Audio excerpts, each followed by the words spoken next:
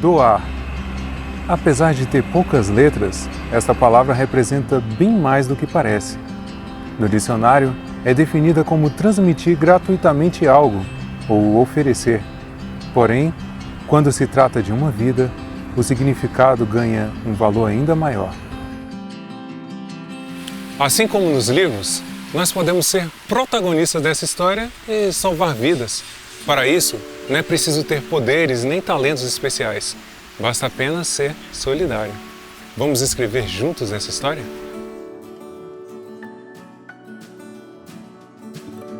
Neste episódio, vamos conhecer melhor o Hemocentro e bater um papo com o escritor Elvis da Silva Magalhães.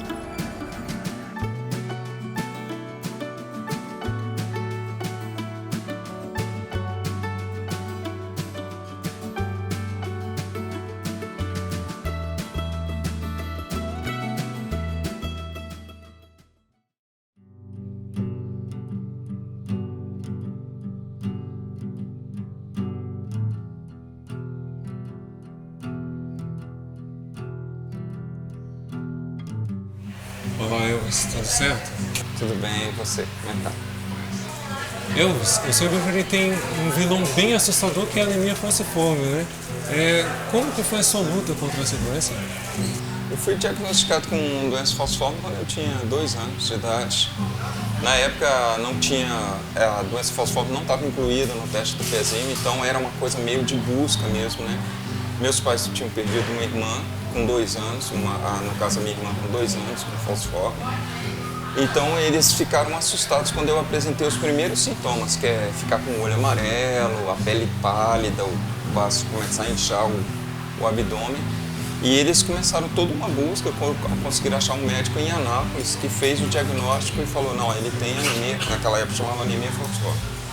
E foi uma época de muita dificuldade, porque a pessoa que nasce com doença falciforme e a forma grave da doença falciforme, ela tem crises de dores terríveis, uma icterícia, que é um olho amarelo muito forte.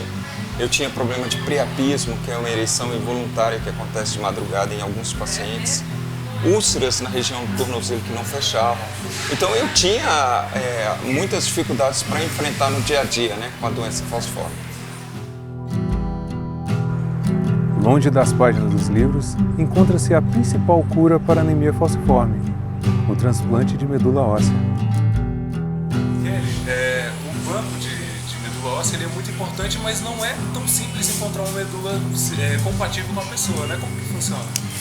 Realmente, o paciente que precisa realizar um transplante de medula óssea, a gente tenta esgotar todas as possibilidades de tratamento com radioterapia, quimioterapia, várias transfusões sanguíneas, até que de fato o médico chegue ao diagnóstico da necessidade do transplante.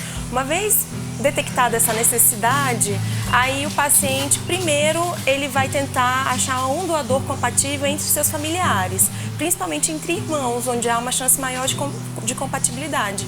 Não tendo compatibilidade entre os irmãos, aí cabe unicamente ao doador de medula óssea, que está cadastrado no Redome, ajudar o nosso paciente a ter uma vida saudável, a recuperar. Graças ao cadastro de doadores de medula, novos heróis surgem nessa história e o que parecia impossível se realiza. Doar deixa de ser apenas uma palavra no dicionário e se torna um grande gesto de amor. Após o transplante veio a superação. Como que esse renascimento ele te fez ver a vida? Um médico indicou um exame chamado HLA, que é um exame que vê compatibilidade de medula óssea.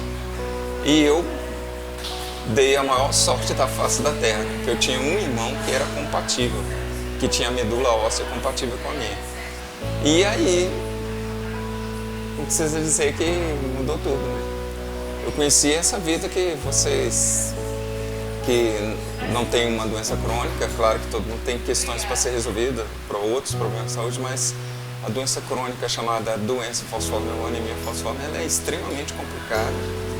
E o Renato Russo, ele sempre começava os shows dizendo, quem acredita sempre alcança. E essa foi a temática da minha vida, foi de acreditar e alcançar. A literatura me deu isso, né? E a música, viver nessa cidade maravilhosa, com esse céu maravilhoso, me deu isso. Eu acho que isso aqui foi bacana.